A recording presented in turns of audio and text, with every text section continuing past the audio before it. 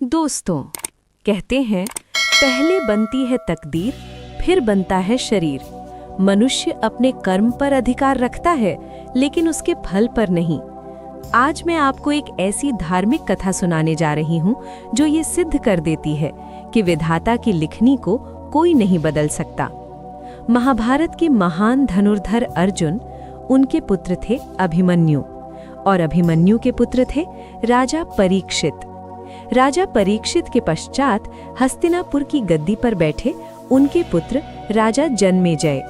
जन्मेजय एक पराक्रमी राजा थे, लेकिन उनके भीतर एक दोष था, अहंकार। उन्हें अपने पुरुषार्थ पर अत्यधिक घमंड था। एक दिन राजा जन्मेजय महर्षि वेदव्यास के सानिध्य में बैठे थे। बातों बातों में जन्मेजय के भीतर छुपा अहंकार बाहर आ गया। कुछ नाराजगी और दंभ के साथ उन्होंने वेदव्यास जी से कहा, महर्षि, जब उस समय स्वयं भगवान श्री कृष्ण उपस्थित थे, भीष्म पितामह जैसे महावीर थे, गुरु द्रोणाचार्य, कृपाचार्य और धर्मराज युधिष्ठिर जैसे धर्मात्मा राजा थे, फिर भी आप लोग उस भयानक महाभारत युद्ध को रोक क्यों नहीं पाए? इतना विनाश, इतनी जन धन की हानि। यदि मैं उस समय वहां होता तो अपने पुरुषार्थ से इस युद्ध को होने ही नहीं देता। जन्मेजय के ये शब्द तीर की तरह निकले थे, लेकिन महर्षि वेदव्यास पूर्णतः शांत रहे। मुस्कुराकर उन्होंने कहा, वत्स, अपने पूर्वजों की सामर्थ्य पर शंका मत करो। ये युद्ध विधि द्वारा निश्चित था, जिसे कोई नहीं बदल सकता। यदि बदला जा सकता तो स्वयं श्री कृष्ण में इतनी सामर्थ्य थी कि वे युद्ध को रोक देते। लेकिन जन्मेजय मानने को तैयार नहीं था। उसने कहा, मैं इस सिद्धांत को नहीं मानता कि सब कुछ पहले से तय होता है। आप तो त्रिकालदर्शी हैं। मेरे जीवन की कोई एक घटना बता दीजिए, मैं उसे रोककर प्रमाणित कर दूंगा कि विधाता का विधान बदला जा सकता है। अब महर्षि व्यास गंभीर हो गए।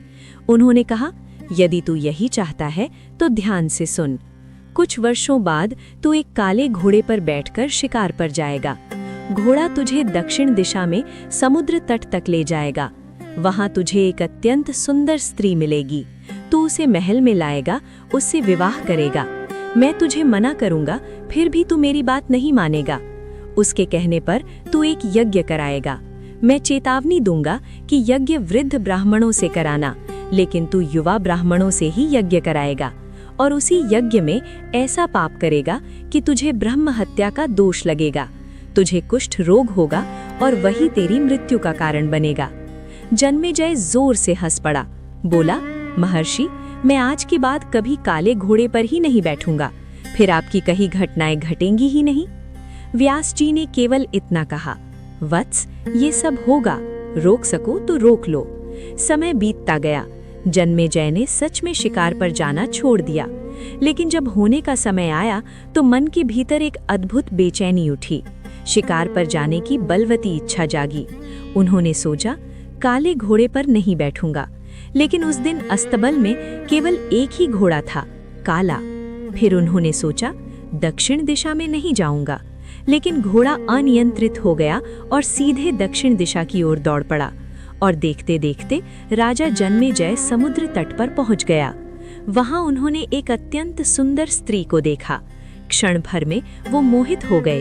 उन्होंने मन में सोचा, महल तो ले जाऊंगा, लेकिन विवाह नहीं करूंगा।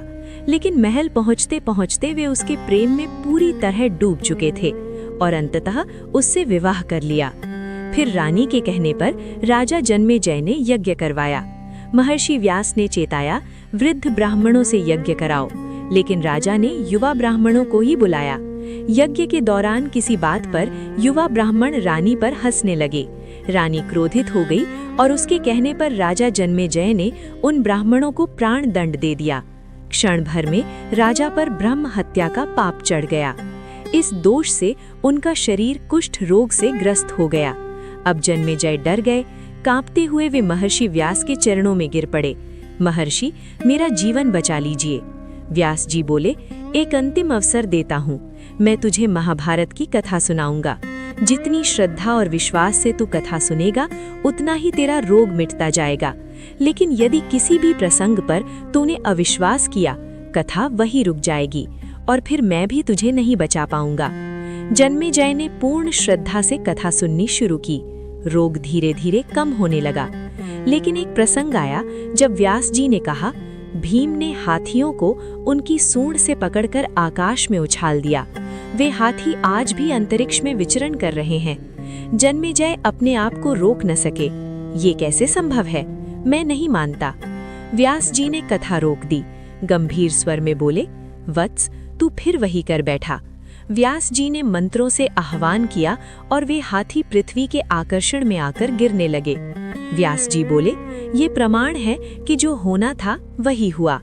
जितनी कथा श्रद्धा से सुनी गई उतना रोग मिटा, लेकिन एक अंश रह गया और वही जन्मेजय की मृत्यु का कारण बना। तो दोस्तों, ये कथा से यही शिक्षा मिलती है कि होनी को टाला नहीं जा सकता, लेकिन भक्ति, श्रद्धा और सत्कर्म उसकी हानि को कम कर देते हैं। भगवत गीता के 11वें अध्याय श्लोक 33 में श्री कृष्ण अर्जुन से कहते हैं, उठ खड़ा हो अर्जुन, ये सब पहले ही मेरे द्वारा मारे जा चुके हैं, तू तो केवल निमित्त मात्र है।